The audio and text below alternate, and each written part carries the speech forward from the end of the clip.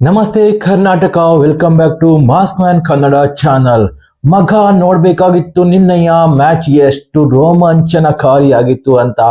CCL ನಲ್ಲಿ Karnataka bulldozers ಹಾಗೂ ಚೆನ್ನೈ ನಡುವೆ ನಡೆದಂತಹ ಸೆಮಿಫೈನಲ್ ಮ್ಯಾಚ್ ನೀವು ನೋಡದೇ ಇದ್ರೆ ಒಂದು ಅದ್ಭುತ ಮ್ಯಾಚ್ ಅನ್ನು ಮಿಸ್ ಮಾಡಿಕೊಂಡ ಹಾಗೆ.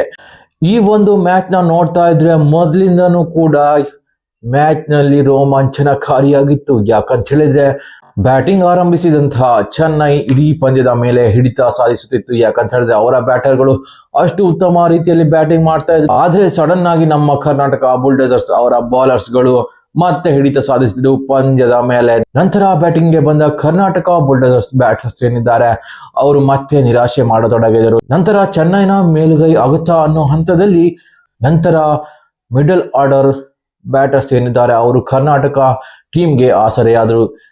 ಜೈರಾಮ್ ಕಾರ್ತಿಕ್ ಅವರ ಬ್ಯಾಟ್ ಇಂದ ಬಂದಂತ ಮಹತ್ವಪೂರ್ಣ ರನ್ ಆಗಿರ್ಬೋದು, ಹಾಗೇನೆ ಕೊನೆಯ ಓವರ್ ನಲ್ಲಿ ಕಿಚ್ಚ ಸುದೀಪ್ ಬ್ಯಾಟಿಂಗ್ ನಿಂದ ಬಂದಂತ ಆ ಒಂದು 4 ಇರ್ಬೋದು, ಇದು ಪಂದ್ಯವನ್ನು ಕರ್ನಾಟಕ ಬುಲ್ಡೋಸರ್ಸ್ ವಿನ್ ಮಾಡುವಂತೆ ಮಾಡಿತು.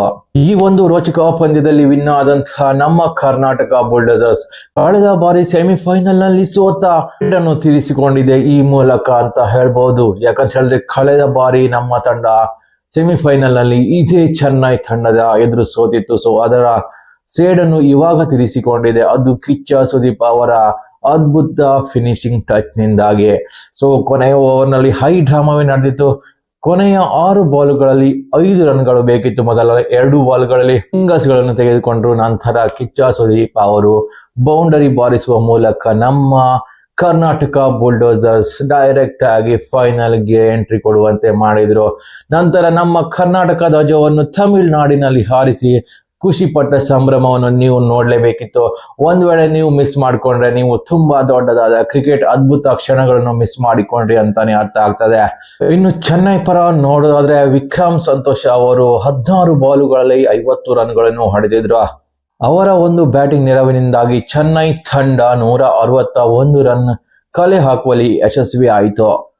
ಇನ್ನು ಕರ್ನಾಟಕ ಬುಲ್ಡೋಸರ್ಸ್ ಪರ ಬೌಲರ್ಸ್ ಗಳು ಯಾರ್ಯಾರು ಉತ್ತಮ ಬೌಲಿಂಗ್ ಮಾಡಿದ್ದಾರೆ ಅಂತ ನೋಡೋದಾದ್ರೆ ಡಾರ್ಲಿಂಗ್ ಕೃಷ್ಣ 1 ವಿಕೆಟ್ ಪಡೆದರೆ, ಚಂದನ್ 2 ವಿಕೆಟ್ ಪಡೆದು ಮಿಂಚಿದ್ರು. ಕರಣ್ ಆರ್ಯನ್ ಇಲ್ಲಿ 2 ವಿಕೆಟ್ ಪಡೆದ್ರೆ, ಸಚಿನ್ 3 ವಿಕೆಟ್ ಪಡೆದು ಚೆನ್ನೈ ತಂಡವನ್ನು 160 ರನ್ಗಳಿಗೆ ಕಟ್ಟಿ ಹಾಕಲ್ಲಿ ಯಶಸ್ವಿಯಾದ್ರು. ಇನ್ನು ಕರ್ನಾಟಕದ ಬ್ಯಾಟಿಂಗ್ ಆರಂಭದಲ್ಲಿ ಅಷ್ಟೇನೂ ಒಳ್ಳೆದಿರಲಿಲ್ಲ. ಯಾಕಂತ ಹೇಳಿದ್ರೆ ನಿರೂಪ್ ಭಂಡಾರಿ ಸ್ವಲ್ಪ ಮಟ್ಟಿನ ತಂಡಕ್ಕೆ ಆಸರೆಯಾದ್ರೆ ನಂತರ ಬಂದಂತಹ ಚಂದನ್ ಡಕ್ಔಟ್ ಆಗಿ ಹೋದ್ರು. ಹಾಗೇನೆ ಹಿಂದಿನ ಮ್ಯಾಚ್ ನ ಹೀರೋ ಆದಂತಹ ರಾಜೀವ್ ಕೂಡ ಇಲ್ಲಿ ಹೆಚ್ಚು ಕಾಲ ಕ್ರೀಸ್ ನಲ್ಲಿ ಉಳಿಯಲಿಲ್ಲ. ಅದೇ ರೀತಿ ಡಾರ್ಲಿಂಗ್ ಕೃಷ್ಣ ನೋಡೋದಾದ್ರೆ ಅಲ್ಪ ಮೊತ್ತಕ್ಕೆ ನಿರ್ಗಮಿಸಿದ್ರು.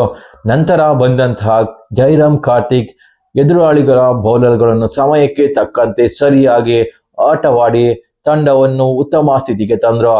ನಂತರ 6 ಹೊಡೆಯುವ ಚಕ್ಕರ್ನಲ್ಲಿ ಅವರು ಕೂಡ ವಿಕೆಟ್ ಒಪ್ಪಿಸಿದ್ರು. ಜೈರಾಮ್ ಕಾರ್ತಿಕ್ ಅವರು ಔಟ್ ಆದ್ರು. ನಂತರ ಬಂದಂತಹ ಪ್ರತಾಪ್ ಮೊದಲ ಬಾಲ್ ನಲ್ಲಿ ಡಕ್ಔಟ್ ಆಗಿ ಹೋದ್ರು. ನಂತರ ಸುದೀಪ್ ಅವರು ಬ್ಯಾಟಿಂಗ್ ಬರ್ತಾರೆ. ನಂತರ ಸುದೀಪ್ ಅವರ ಬ್ಯಾಟ್ ಇಂದ ಫಿನಿಶಿಂಗ್ ಬೌಂಡ್ರಿ ಬರ್ತದೆ. ಸೊ ಕರ್ನಾಟಕ ವಿನ್ ಆಗ್ತದೆ.